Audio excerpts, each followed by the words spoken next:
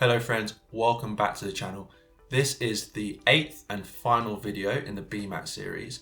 In this video, I'll be talking about the scoring system for section 3 of the BMAT, what it takes to get a top score.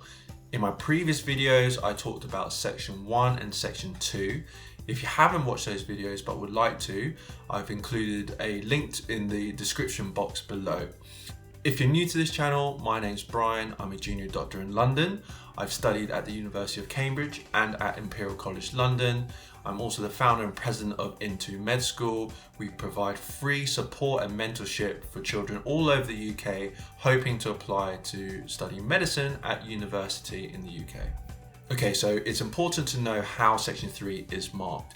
Section 3, which is the essay writing component, is marked by 2 separate examiners. Your score is then determined as the average between the 2 examiners. When they're marking section 3 of the BMAT, the essay, they're not looking for anything that's particularly creative or original. They're looking for an essay that is well structured, well balanced, and written in a concise manner.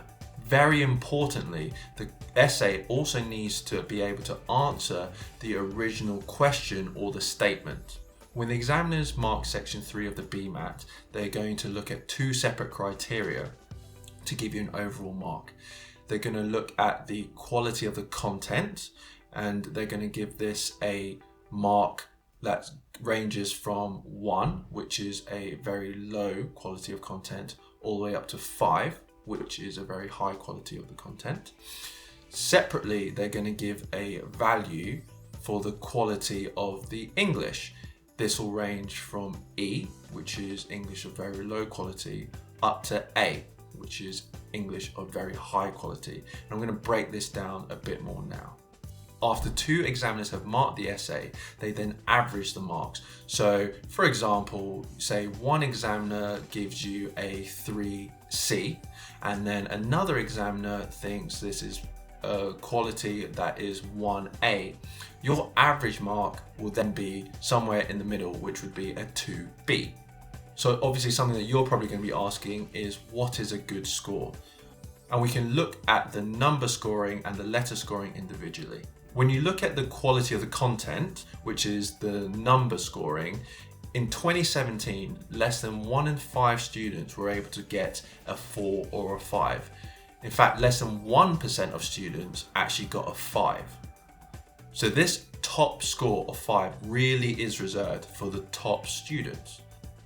Before you do any of the practice papers, it's important to realize that the content of the essay is absolutely crucial. If you don't answer all the parts of the question that they ask you to answer, the maximum mark you can get for the content is a 2. That score of 2 is the maximum you can get no matter how well the essay is written. Importantly, this is often below the cutoff for most universities, which often sits at a level 3. If you address all the parts of the question and you don't write it well, still the lowest mark you can get is a 3, which will hit the cutoffs of many universities. So that's the quality of the content. Next, we want to look at the quality of the English. As I said, a letter is given to the essay based on the quality of the English, ranging from an E, which is of low quality, all the way up to an A, which is of high quality. To score highly, you need to be able to express yourself in a concise manner with good English. Unlike the quality of the content, in which less than 1% got the top band of 5, 80% of students actually were able to achieve an A for the quality of the English.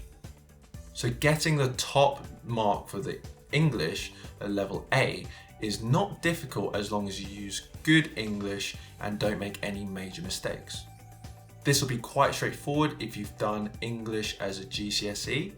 If English isn't your first language, you may find it a little bit more difficult. However, if you've done an English GCSE, then often your English will be of good enough standard to do well in this part. If your vocabulary is poor, possibly because English isn't your first language, you can make up for it by using good spelling, punctuation, and grammar. The best way, and my top tip for doing well in section 3, is keeping your sentences short and concise. You don't need to be particularly original with what you're saying. You just need to make sure that your points are effective and efficient. In fact, the top candidates are often the people who actually write the fewest number of words. They're able to communicate their message effectively without using too many words or going into too much detail. So those are my top tips for doing well in section 3 of the BMAT. As I said, for a lot of people who are very scientifically minded, this section is the one that they worry most about because it's an essay writing component. This is the last video in the BMAT series. If you want to watch the previous videos and you haven't done so yet, then look in the description box below where I'll put a link to the previous videos. If you've got any comments or any questions, then please put them in the comment section below. I'll be doing more videos about the UCAT as well as the personal statement and how to do well in your interviews. If you want to stay up to date with these releases, then please subscribe. Finally, thank you so much for watching and subscribing. I hope to see you again next time.